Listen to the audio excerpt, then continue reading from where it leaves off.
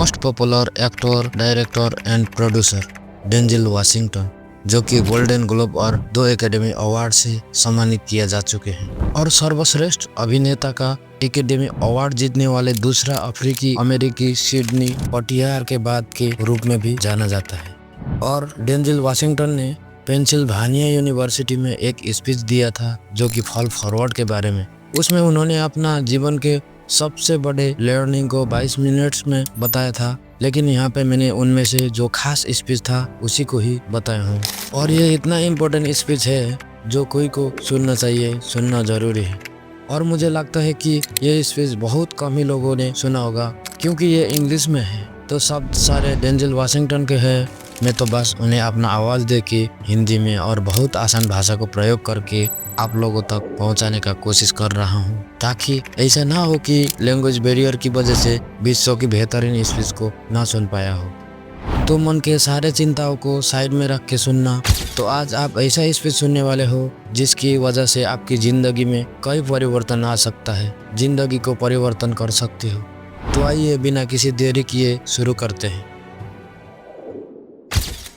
मैंने अपने ज़िंदगी में एक बात सीखी है, जीवन में कोई भी चीज़ तब तक सार्थक नहीं होती जब तक आप जोखिम नहीं लेते। नेल्सन मंडेला ने कहा था, कोई भी जुनून नहीं मिलता छोटी ज़िंदगी जीकर उस ज़िंदगी में जो आपकी असलियत से कम है। मुझे यकीन है कि स्कूल के अनुभवों, कॉलेज में आवेदन करने, अपना मुख्य विषय चुनने और ज़िंदगी में क्या करना है ये तय करने में लोगों ने आपको ज़रूर यही कहा होगा कि आपके पास सहारा पाने के लिए कुछ तो होना चाहिए।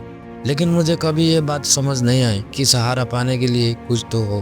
अगर मैं गिरना ही है तो मैं अपने विश्वास के अलावा किसी और चीज़ का सहारा नहीं लेना चाहता, मतलब फॉल फॉरवर्ड। मुझे लगता है कि कम से कम इस तरह मैं देख पाऊंगा कि मैं कहाँ गिर सकता हूँ। फॉल फॉरवर्ड मेरा मतलब यही है। रेजी जैक्सन ने अपने करियर में 2600 बार स्ट्राइक आउट किया, जो बेसवाल के इतिहास में सबसे ज़्यादा है। लेकिन आप स्ट्राइक आउट के बारे में नहीं सुनते, लोग होम रन याद रखते हैं। Fall forward. थॉमसन एडिसन 1000 बार असफल हुआ, क्या आपको पता है? मुझे नहीं पता था क्योंकि 1001वां बार का मेहनत प्रकाश बल्ब था। Fall forward.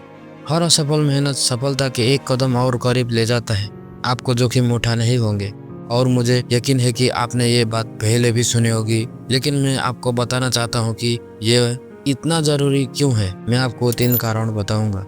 सबसे पहले, ज़िंदगी में कभी ना कभी आप ज़रूर असफल होंगे, इसे स्वीकार करें। आप हारेंगे, आप खुद को समृद्ध करेंगे, आप किसी न किसी चीज़ में कमज़ोर होंगे, इसमें कोई शक नहीं है। और मुझे पता है कि यह शायद किसी ग्रेजुएशन समारोह का पारंपरिक संदेश नहीं है, लेकिन मैं आपको बता रहा हूँ कि इसे स्वीकार कर लीजिए क्योंकि यह आवश्यक है। और मुझे पता है अभिनय के क्षेत्र में आप बार बार असफल होते हैं। अपने करियर के शुरुआती दिनों में मैंने एक ब्रॉडवे म्यूजिक में एक भूमिका के लिए ऑडिशन दिया था। मैंने सोचा मेरे लिए ये एकदम सही भूमिका है, सिवाय इसके कि मैं गा नहीं सकता। इसलिए मैं तैयार हो गया। मैं मंच पर जाने ही वाला था, लेकिन मेरे सामने वाला लड़का पाव रोटी की तरह गा रहा था और वो बस आगे आगे बढ़ रहा था और मैं डरता जा रहा हूँ, मैं छोटा होता जा रहा हूँ। तो वो कहते हैं, वो बहुत बहुत बहुत शुक्रिया, आपको पूरा अमेरिका सुन रहा है। और मैं अपना छोटा सा म्यूजिक लेकर आता हूँ और वो द टेम्पटेशन का जस्ट माई इमेजिनेशन यही मैंने बनाया था। तो मैंने इसे साथ वाले को दे दिया और उसने इसे देखा और मेरी तरफ देखा और निर्देशक की तरफ देखा और कहा ठीक है।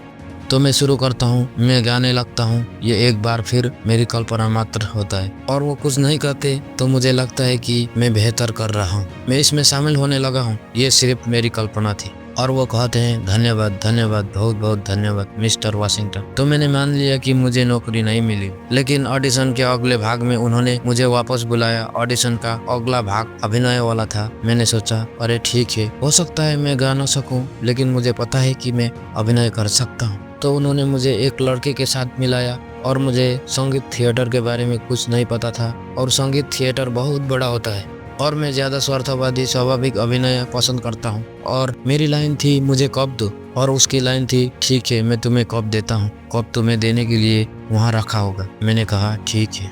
तो क्या मैं तुम्हें कप वापस कर दूं? हाँ हाँ, तुम्हें इसे मुझे वापस कर देना चाहिए, क्योंकि तुम जानते हो कि ये मेरा कप है और इसे मुझे वापस दिया जाना चाहिए। लेकिन फिर भी मुझे नौकरी नहीं मिली। लेकिन बात ये है, मैंने हार नहीं माना। फिर मैं वहाँ से निकलकर अगले ऑडिशन, फिर अगले ऑडिशन और फिर अगले ऑडिशन की तैयारी करने लगा। मैंने प्रार्थना की और प्रार्थना की, लेकिन मैं लगातार असफल होता रहा, असफल होता रहा और असफल होता रहा। लेकिन इसे कोई फर्क नहीं पड़ा, क्योंकि जानते हो क्या, एक पुरानी कहावत है, नाई की दुकान के आसपास काफी देर तक रुको, देर सवेर बाल कटवाने ही पड़ेगा, तभी तुम्हें आराम मिलेगा। और मुझे आराम मिला। पिछले साल मैंने ब्रॉडवे फेंसेस नामक नाटक किया था। किसी ने इसके बारे में बात कर रहा था, टोनी अवार्ड जीता और वैसे मुझे गाना भी नहीं गाना पड़ा। लेकिन दिलचस्प बात यह है कि ये वही थिएटर था जहां 30 साल पहले मैं अपने पहले ऑडिशन में फेल हो गया था। विषय ये है कि आज यहाँ मौजूद हर स्नातक के पास सफल होने के लिए प्रशिक्षण और प्रतिभा है, लेकिन क्या आप में असफल होने का साहस है? असफलता के बारे में मेरा दूसरा पॉइंट ये है, अगर आप असफल नहीं होते तो आप कोशिश ही नहीं कर रहे होते। मैं इसे फिर से कहूँगा, अगर आप असफल नहीं होते तो आप कोशिश ही नहीं कर रहे होते।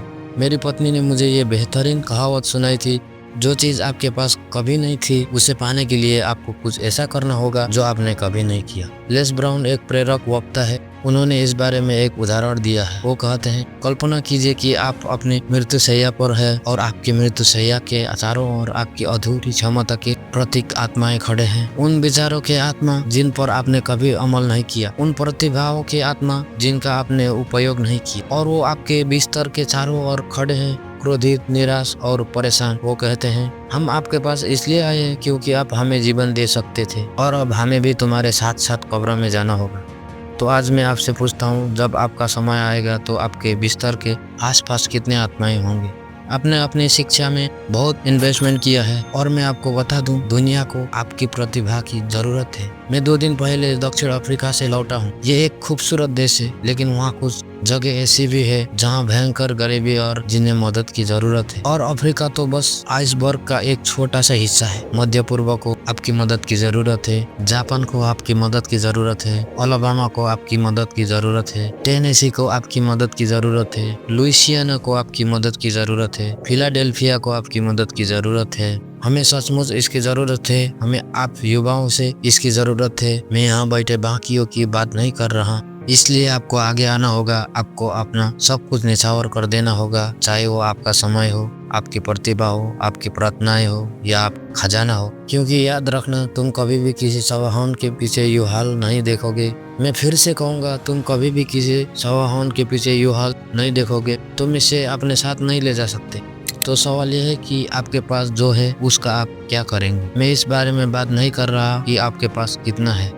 आप में से कुछ लोग बिजनेस में होंगे, आप में से कुछ लोग धर्मशास्त्री, नर्स, समाजशास्त्री होंगे, आप में से कुछ के पास पैसा है, आप में से कुछ के पास धैर्य है, आप में से कुछ के पास दयालुता है, आप में से कुछ के पास प्रेम है, आप में से कुछ के सहनशीलता का गुण है। चाहे जो भी हो आपका गुण, चाहे जो भी हो, आप जो कुछ भी है उसका आप क्या करेंगे। अब फल फॉरवर्ड के बारे में मेरी आखिरी बात, कभी कभी यही सबसे अच्छा तरीका होता है यह समझने का कि आप कहाँ जा रहे हैं। आपकी जिंदगी कभी भी सीधे राह पर नहीं चलेगी। मैंने फोर्डहैम यूनिवर्सिटी में प्री मेडिकल स्टूडेंट के तौर पर शुरू किया था। मैंने कार्डियम नाम का एक कोर्स किया था। मैं अभी भी उसे सही नहीं कर सकता। ये कार्डियम मार्फोजेनेसिस है। मैं उसे पढ़ नहीं पाया, मैं उसे सही नहीं कह पाया, मैं पास तो और नहीं कर पाया। तो फिर मैंने प्री लॉ पत्रकारिता का पढ़ाई करने का फैसला किया और बिना किसी एकेडमिक फोकस के। मेरे ग्रेड अपनी दिशा में बढ़ने लगे। एक सेमेस्टर में तो मेरा GPA 1.8 तक गिर गया था और यूनिवर्सिटी ने बहुत विनम्रता से सुझाव दिया कि कुछ समय के लिए छुट्टी लेना बेहतर होगा। मैं 20 साल का था और मैं अपने सबसे बुरा तौर पर चल रहा था। और फिर एक दिन, आज मुझे ठीक वो दिन याद है, 27 मार्च 1975। मैं अपनी माँ की ब्यूटी पार्लर में उनकी मदद कर रहा था। मेरी माँ माउंट बर्नोन में एक ब्यूटी पार्लर चलाती थी। वहाँ एक बुजुर्ग महिला रहती थी जिन्हें शहर की बुजुर्ग महिलाओं में से एक माना जाता था। मैं उन्हें व्यक्तिगत रूप से नहीं जानता था, लेकिन मैं आईने में देख रहा था और हर बार जब मैं आईने में देखता तो उन्हें अपने पीछे देख पाता और वो मुझे घूरती रहती। वो बस मुझे देखती रहती। हर बार जब मैं आईने में देखता तो वो मुझे अजीब नजरों से देखती रहती। तो आखिरकार उन्होंने अपने सिर से ड्रायर हटाया और उन्होंने कुछ ऐसा कहा जो मैं कभी नहीं भूलूंगा। सबसे पहले उन्होंने कहा, कोई मुझे एक कागज दो, मुझे एक कागज दो। उसने कहा, बेटा मेरे पास एक भविष्यवाणी है, एक आध्यात्मिक भविष्यवाणी। उसने कहा, तुम दुनिया भर में घूमोगे और लाखों लोगों से बात करोगे। अब ध्यान रहे, मैं 20 साल का हूँ, मैं स्कूल से फेल हो गया हूँ। दरअसल एक समझदार इंसान की तरह मैं मन ही मन सोच रहा हूँ, शायद उसे क्रिस्टल बॉल में कुछ ऐसा मिल गया है। लेकिन शायद वो कुछ जानती थी, क्योंकि उस गर्मी के बाद कनेक्टिकट में YMCA कैंप में काउंसलर के तौर पर काम करते हुए हमने कैंपस के लिए एक टैलेंट शो रखा था। और शो के बाद एक और काउंसलर मेरे पास आया और पूछा, क्या तुमने कभी एक्टिंग के बारे में सोचा है? तुम उसमें अच्छे हो। तो जब मैं उस बसंत ऋतु में फोर्डहैम वापस आया तो मैंने दाखिला ले लिया और आखिरी बार अपना विषय बदल लिया। और उसके बाद के सालों में, जैसा कि उस महिला ने भविष्यवाणी की थी, मैंने दुनिया भर की यात्रा की और अपनी फिल्मों के जरिए लाखों लोगों से बात की। लाखों लोग जिन्होंने मुझे आज तक बात करते हुए नहीं देख पाया, वो मुझे असली रूप में नहीं देख पाए, लेकिन आज मैं तुम्हें देख रहा हूँ। और जो मैं देखता हूँ उससे मुझे प्रोत्साहन मिलता है, और जो मैं देखता हूँ उससे मुझे ताकत मिलता है, और जो मैं देखता हूँ उससे मुझे प्यार मिलता है, और जो मैं देखता हूँ उससे मुझे प्यार है। और एक लास्ट पेज, इस आखिरी बात के साथ में अपनी बात खत्म करता हूँ। और कई साल पहले मैंने फिलाडेल्फिया नाम की एक फिल्म किया था। हमने इसके कुछ दृश्य यही कैंपस में भी किया था। फिलाडेल्फिया फिल्म 1993 में रिलीज हुआ था। आप में से ज्यादातर लोग शायद उस समय भी डायपर में थे, कुछ प्रोफेसर भी। ये सुनकर मुझे बहुत हंसी आई, लेकिन ये एक अच्छी फिल्म था। अभी भी ये फिल्म नेटफ्लिक्स पर मौजूद है और इसे किराए पर लेके देख सकते हैं। ये एक अच्छी फिल्म है। ये टॉम हैंक्स द्वारा अभिनीत किया गया फिल्म है और ये एक ऐसे व्यक्ति के बारे में है जिसे एड्स होने के कारण उसकी कानून फॉर्म से निकाल दिया जाता है। वो फॉर्म पर मुकदम करना चाहता है, लेकिन कोई भी उसका प्रतिनिधित्व करने के तैयार नहीं होता। और उस वकील जिसका किरदार मैंने निभाया है, उस केस को कोई भी नहीं लेना चाहता। एक तरह से अगर आप फिल्म देखेंगे तो आपको वो सब समझ आ जाएगा जिसकी मैं आज बात कर रहा हूँ। आप समझ जाएंगे कि जोखिम उठाने या असफल होने के लिए तैयार रहने के बारे में मेरा क्या मतलब है। क्योंकि जोखिम उठाने का मतलब सिर्फ नौकरी पाना नहीं है, ये जानना भी जरूरी है कि आप क्या जानते हो और क्या नहीं। ये लोगों और विचारों के प्रति खुलेपन के बारे में है। और फिल्म के दौरान मेरा किरदार छोटे छोटे कदम, छोटे छोटे जोखिम उठाने लगता है और वो बहुत बहुत बहुत धीरे धीरे अपने डर पर काबू पाने लगता है। और मुझे लगता है आखिरकार उसका दिल प्यार से भर जाता है। और आज जब हम आपको विदा कर रहे हैं तो इससे बेहतर संदेश और क्या हो सकता है।